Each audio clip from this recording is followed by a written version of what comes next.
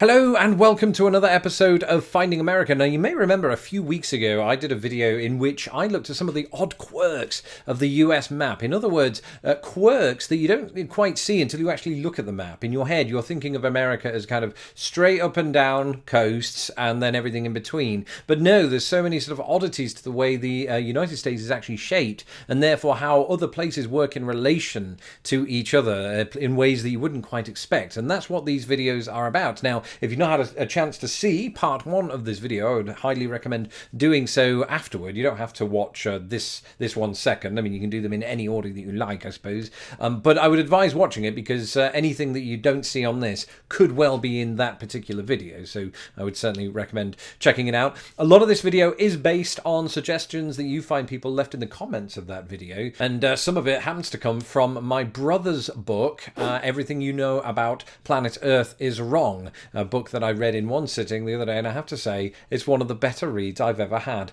That is there some nepotism. Okay, without any further ado, let's get underway at looking at some more quirks of the US map. Well, of course, being British, I had to find a way to tie this back to my homeland. And the funny thing is, you know, I think having lived in the United States now for 10 years, specifically here in the Midwest, I lived in Indiana and now in Chicago for a bit. And one thing that really stands out to me is the cold winters here. And when I think of cold winters, when I think of just cold in general, I tend to associate the sort of extreme weather with sort of the poles, right? So the North and South Pole. Obviously, where I am right now, I'm closer to the North Pole, and I kind of expect that weather coming down from Canada for sure. But by a quite strange oddity of the map that I just wasn't prepared for until I really sat down and looked at it with all of the lines going across, the entirety of Great Britain, that is the mainland Great Britain, if you don't include some of the islands like the Channel Islands, etc., is actually to the north of the entire mainland United States, or I should say by that the lower 48, so not including Alaska in that. But yes, Great Britain is to the north of the mainland United States, and some of Canada as well come to that. And so that's just something that I found very interesting. But speaking of Canada, that brings us on to our next entry. Canada's an interesting one, isn't it? Because I think just like with Scotland in Great Britain, it's obviously seen as to the north of the United States. And of course, you know, for the most part, that makes sense. It is, of course, above where we are. Unless, of course, you live in Alaska, firstly. That is obviously north of some parts of Canada. But Alaska is not alone by any means in having that distinction. Well, there are two, but I'll start off with one. Detroit has this odd distinction of being north of part of Canada that juts down into the United States, well, not into it, but sort of past Detroit. And that's something that a lot of you did mention in the comments last time out, because obviously, as you'll see in part one, we talk about how Detroit is further east than Atlanta, Georgia. It's all messed up, but I think it's almost like Detroit is the center of this warped universe, and everything crazy is happening around it. But Detroit is not the only place in the United States that has the distinction of being partly north of parts of Canada. That distinction also falls to a place called Angle Inlet in Minnesota, and I say in Minnesota. It's actually detached from the majority of Minnesota to the north, and you have to drive through parts of Manitoba in Canada to reach it. And I understand that it does have 60 or so residents. It's an unincorporated community in the part of Minnesota that's in Canada, which is still a very bizarre thing to get my head around. It is in fact, the most northern point in the contiguous United States. And so in that respect, I suppose it's the closest thing that America comes, or mainland America comes, to reaching the south coast of Great Britain along that line. So here's to the unincorporated town of Angle Inlet. You are a brave, brave little place to go that north, because it really is cold at this time of year. Okay, so now on to somewhere that's a little warmer and a little more west. Literally. So this one blew my mind. Obviously, like I said at the top of this video, you know, I think of the United States, including the West Coast, as more or less just sort of going straight down. I know there's a little bit of a curve in there, but I always perceive that to be when Mexico enters the story. But it happens much earlier even than that. So you have the states of California and Nevada. And anybody who's familiar with the US map will be able to tell you that California is the further west of those two.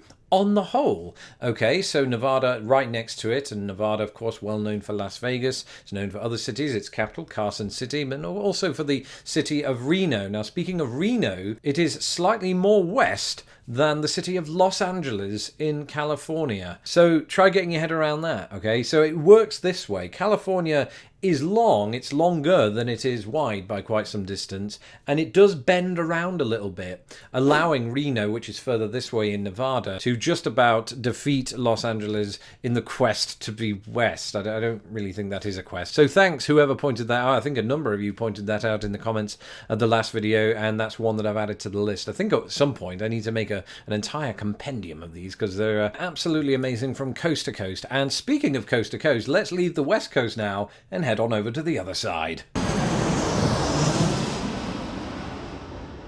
So when we're talking about the United States and we bring the likes of the continent of Africa into this equation, then obviously the east coast of the United States is going to be much nearer to that particular continent than anywhere else. And if you're not looking at the map, you're probably going to think that somewhere like Florida, closer to the equator, is going to be closer to Africa. Well, firstly, I want to say something about that most of Africa is actually above the equator. That's a very interesting factoid that, again, I found out from my brother's book, Everything You Know About Planet Earth is Wrong. Find it today on the internet. I'll put a link to it below, and then you can purchase it yourself.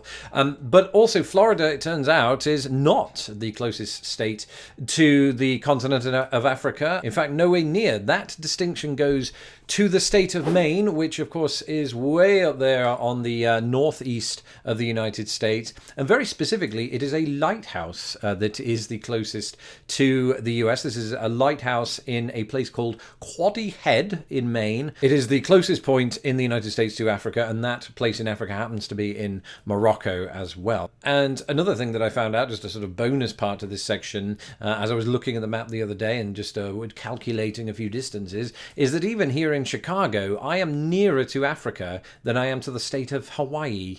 That's amazing to me, isn't it? So if I ever need a quick journey out onto another continent, it's right there for me. I suppose South America is probably even nearer.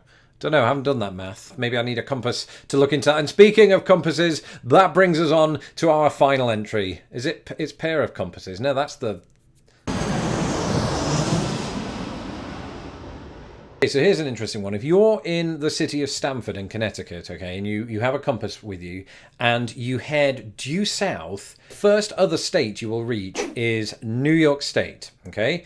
If you turn around 180 degrees and then head due north, the first state you will reach is New York. So same north and south. That's bizarre, isn't it? Keeps going. If you head due west, the first state you will reach is New York. It's crazy. 3 directions and they're all New York. I'm not done. You head east, due east, and you reach New York. So in all 4 directions, you end there just by virtue of the fact that New York is sort of oddly spread out around Connecticut when you get to the sort of south portion of New York and around New York City and Long Island and all of that. So quite an oddity of the map in that sense. So let me know in the comments below, those of you from Connecticut, specifically those of you from Stamford, how you feel about being surrounded in all directions by New Yorkers. Must be interesting, must be interesting. And again, you know, I think there's going to be more oddities that come about. I love this. I think it's absolutely fascinating how our brain perceives maps and then the reality hits home once you look at them.